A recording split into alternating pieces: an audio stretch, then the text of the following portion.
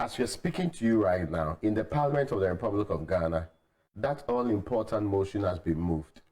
You know that earlier today, the majority caucus in Parliament, they were warned strongly, and the whip system was activated that they should not vote for this motion. The motion is pretty simple. It's a motion of censure, which simply means the minority has activated a process for the finance minister to resign or be removed.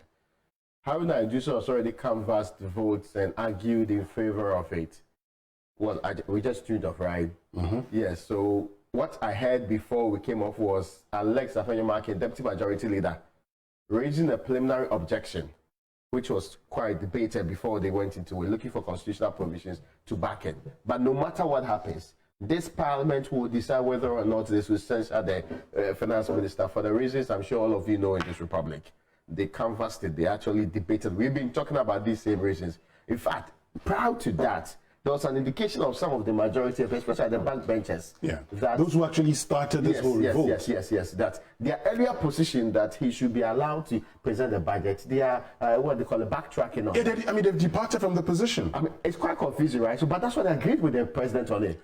Yes, but let me also bring in, Evans Mensah is joining us from, what they call it, the very wonderful lands of Pharaoh. So we'll be having the complete conversation on this one as he joins. But I'm in studio with Winston. Yeah, but see, Raymond, the MPs make a point, and Dr. Ayi, who addressed them, was very categorical. He talks about recent events, and I told you this morning on the Super Morning Show that because of the things that the finance minister has been saying, you cannot say you don't know what we are doing. Yes. And I mean, basically, when the people are saying you should go, and you get an opportunity to address the AGI, your best comment is, really, nobody can say they don't know what nobody can say. Yes, it's all about resources. It's about what about resources for greatness? Yes. Yeah. So that's the point. And so here you are. You have members of parliament saying, "Okay, we agree, do the budget, complete the IMF negotiation." Then you turn around and tell them, it's like you're telling the MPs, you don't know what you're talking about. And so the MPs want to show you. And in this case, look, he that is down fears no fall. The MPs have already indicated what they want. Yeah. A lot of them are going to go through challenges in their primaries. Yeah. So they better see it through. It's as simple because as this that. might be their last major political act in the Parliament of the Republic of Ghana before they leave. Yes. Because they'll be threatened. Of course. I mean, there's power play. And the party had indicated to these MPs, do not go and vote for this censure. My difficulty, and that's perhaps the question we are asking today, that question is pretty simple. Why on earth do you start a process? Go and listen to the president. And listen, the process was started because the MPs had told everybody in this country, their constituents, we the people who voted for them, joined their break, they went to their villages, they spoke to everybody. And the people said, go and tell the president to remove the finance minister. Then when they went to tell the president exactly that, of course, and the Minister of State had the finance ministry too, but when they went to tell the president that, the president said, okay, you let the man finish his IMF engagement and also the budgets. Then the MPs after a day agreed to do that. We have not spoken about the businessman who attempted or tried or we say they say he did not succeed, but who sought to mediate between the MPs and also the very minister who's supposed to be removed. This businessman's matter is on the other side. But these same MPs now come back and they are telling us that the agreement we had with the president, we are taking part of the table. The 25th or so that we are going to read the budget, we don't want the man to be the one in charge of it. But can he prepare and somebody reads? Well, you can always prepare and somebody would read. I mean, the budget is prepared on the authority of the president. Like I said, he read it the last time. Yes. I mean, it's the president's, the government's budget. Yeah. I mean, economic policy of the government and estimates, financial estimates, budget estimates. So anybody can read. And the truth is that today, if we don't know broadly what we want included in our budget, then we're not a serious nation. We know what we want included in the budget. Sometimes we make things look like, oh, I mean, we have to give him time to present the budget. We have to give him time to... Have we concluded generally even staff level agreements? Well, we are told that there's a general principle, a general agreement on the face of it. We know that whether we like it or not, we get a program. This is what we are going to do. Yeah, okay. This is what we're going to do. So let's leave that. I think, and I like the posting of the majority MPs again. I'm just concerned that they have not gone further to say, because of that, we're going to vote in a vote of censure. Yeah. And the motion of, of censure, and get him off. And for those who really do not know the vote of censure, Article 82 says the notice for the motion has been signed. Okay, no. It says here, a parliament by motion, a resolution supported by the votes of no less than 2/3 of all the members of parliament, pass a vote of censure on the minister of state. And they talk about the debate, but number 5 is very important. It says, where a vote of censure is passed against a minister under this article, the president may, unless the minister resigns his office. So may, unless the minister resigns his office, revoke his appointment as a minister. But why should the majority MPs support this call when it might not necessarily result in what they want? Exactly. They have already told the president to remove the guy. Yes, they are going to engage the president after the 25th. It's another signal. Another signal. Oh, okay. So they sent the previous signal. Yeah. The man goes around and says, you cannot say you don't know what we are doing. What we are doing. I mean, what do you mean by that? You cannot say you don't know what we are doing. And people say you are not doing anything. We cannot say we don't know what you are doing. So the man says, I have gone through the pains and aches. And you can't sit down there and tell me that, well, they sit down there are my own words, but you can't say you don't know what we are doing. But can't we relieve him of the pains and aches? It's not compulsory. And that is why the people are seeking to do. They're telling him that, oh, don't worry, officer. Since you say that you've been through the pains and aches, we want you to go home and go and relax more. So step aside. Well, and I think we've reached a stage where the finance minister, Ken, he should be tired by you now. have done your part. Yeah. Move for another person to come in. Let me bring in Evans Mensah. Evans, I'm sure you are following what's happening on the ground. The majority MPs, do they have an option? Can they stay with their decision that the party is asking them to do? Don't join this censure vote, but in the future, you can do your own engagement. I mean, I don't know if you can hear me all right. I mean, but listen. We can hear you. Yeah. 2 days ago, Kedofriata was here at COP27, Egypt. He came to a Ghana event, and I was there, and he was with the president. Okay. He didn't look like somebody who's under pressure. He was calm. He was taking pictures.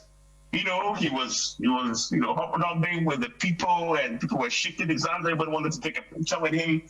And I'm like, we are sitting in Ghana, talking, and there's a vote of censure. So this was on Tuesday. Okay. This was on Tuesday. And he flew out of Egypt yesterday. And so he must be in Ghana by now. Okay. Is he in Parliament, by the way? I guess he's not. Yeah. We haven't seen him. We understand he's not yet there. Say that again? We understand he's not yet there. But I got a distinct impression that, and he was with the president, right? I got a distinct impression that they really had this under control.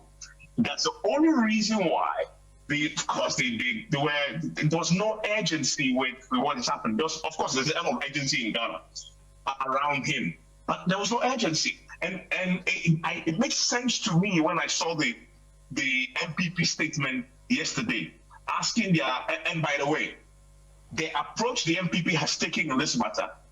I mean, you can criticize them, but it's a smart political move. Don't even go into the chamber.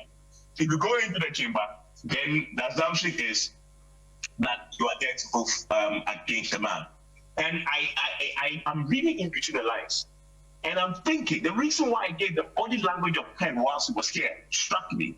I'm reading between the lines and thinking that these MPs, when the 3-line whip is issued, the party issues it. I believe, and it may be true, that behind closed doors, these MPs have been told, and we know if the president is leading this is something that is very capable of doing together with the party, that if you are sitting in the chamber, the party can take an extreme measure, including expelling you. And we all know the party expels you from its ranks, you lose your seat in the House. And I'm very, very certain that there has been that threat issued to the MPs. The reason why many of them, or all of them, seem to be towing the party line because they know the consequences. This thing that UFree said today, I think it's a face-saving measure. Yeah. I think it's a face-saving measure because what he really wanted to say was to back the party's position. But he knew the backlash. So he had to find a way to quote it in this thing saying that we are back to our original position, which that we're not going to allow him to read the budget. We are not. So, but think about it for a second. The budget is ending of November, if you go according to the rules, right? 25th. This is just the beginning of November. So the vote of censure fails. The majority position is that the man must go. The vote of censure fails, the man remains. You just will have a few days to the reading of the budget at the end of November anyway. So when he says they are back to their earlier position, the earlier position is that the man must go.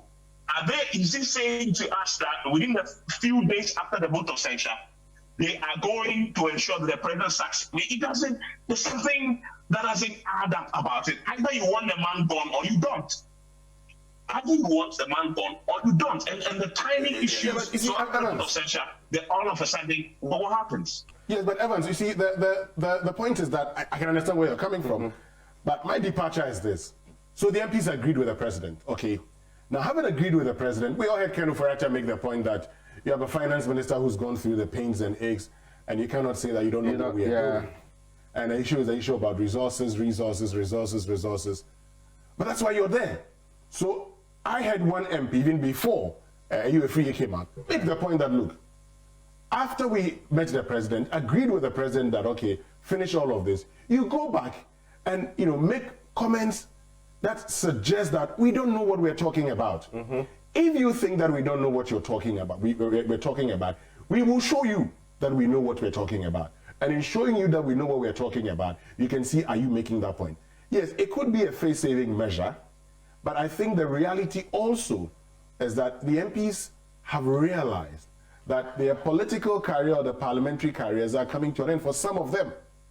Because whatever happens, the powers that be would make their next primaries very, very difficult. And they control resources. They are actually powerful people within the party anyway. You want to be on the side of the population.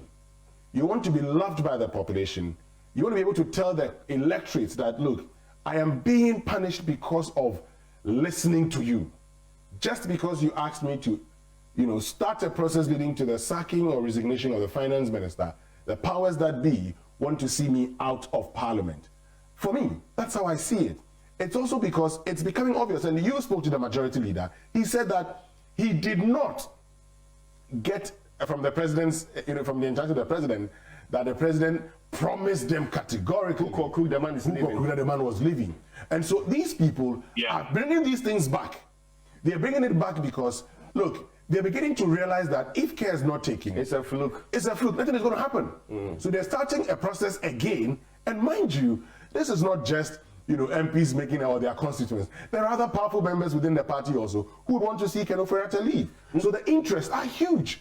Now, it's one interesting point. Evans, some of the majority MPs are in parliament. At least from the joint news video that we're seeing before the debate concluded, at least we know that Alex Afeni-Martins was on his feet, quoting the constitution to back a plenary objection that he was raising. Some of his colleagues are still sitting behind him. So, if for that matter, if we understood the party to say, don't go into the chamber, well, it appears some of them are in there. Or maybe during the vote itself, they would abandon the chamber, because that may also be an option on the table. But all of this sounds like a very interesting movie with a lot of moving parts. Many people would have thought that if the majority is in sync with the minority on this matter, the clearest indication would have been sent. Whilst that would be in the interest of the nation, is the majority considering what party will say first or what the nation wants? Because at least the ultimate call is still on the table. The ultimate call is that our constituents say you should remove the guy. You decided to give him some time to stay in office. There's another opportunity for us to get the guy removed. In any case, it was because of we will push the budget back. We are going in 25th or so for the budget to be read, which means that the original agreement could even not be tantamount to the period we entered, the 15th or so that the MPs were looking at. is it possible that the majority MPs will say, no matter whose ox is God, we are going to make sure that Ken Ofori-Atta is censured today, and that pass more pressure? And I'll be reading a constitution that says that the president may, if the man does not resign, revoke his appointment.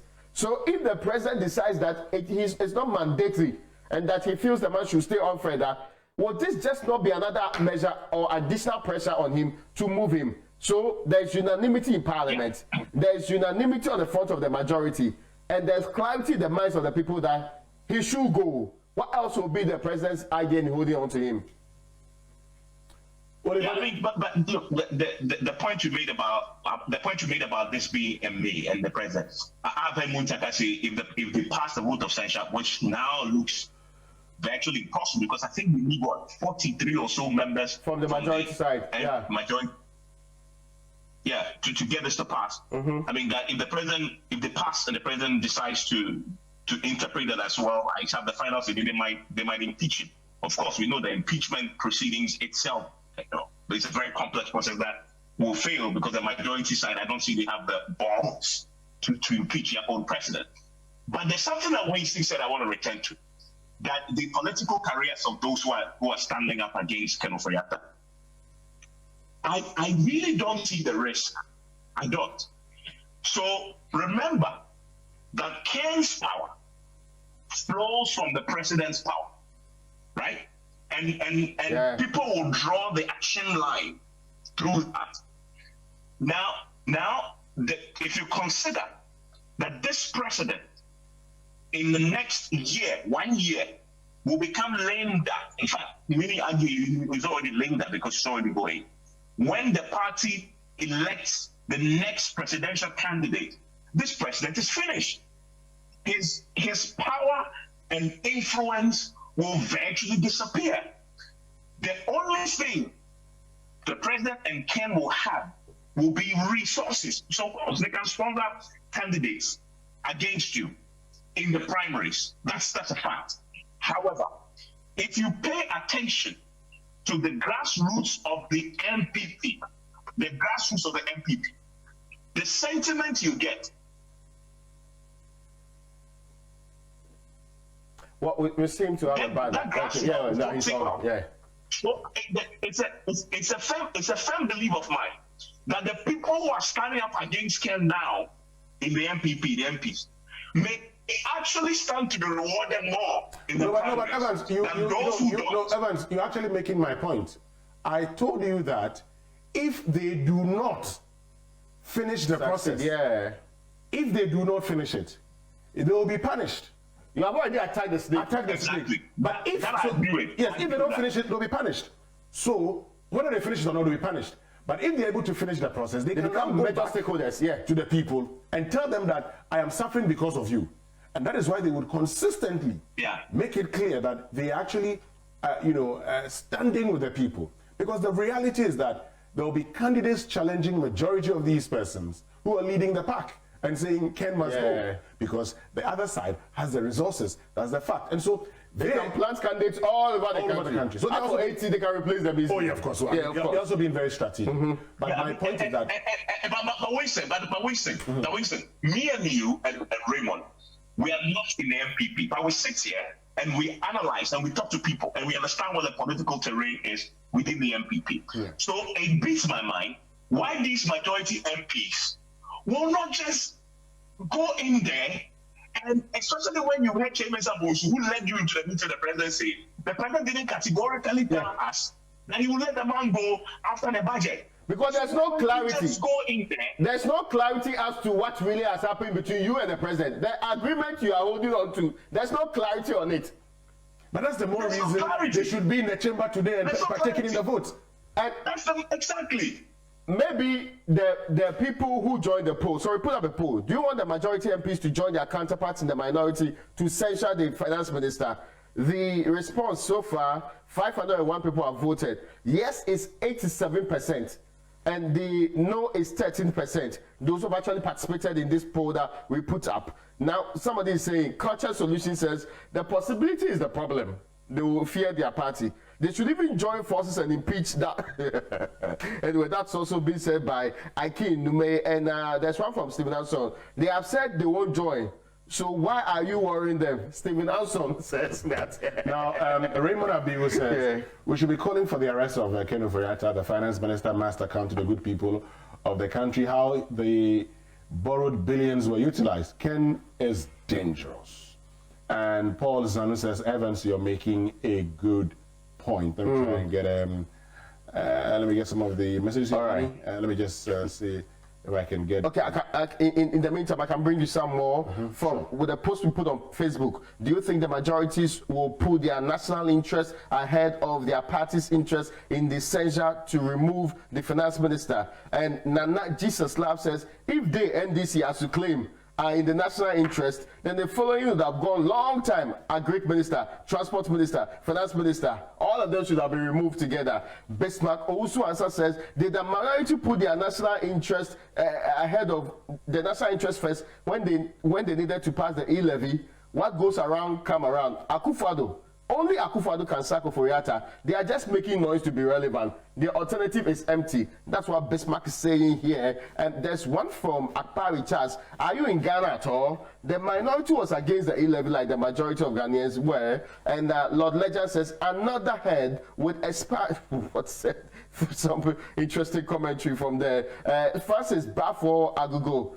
Any of the options on the table now is problematic. They should choose Ghana.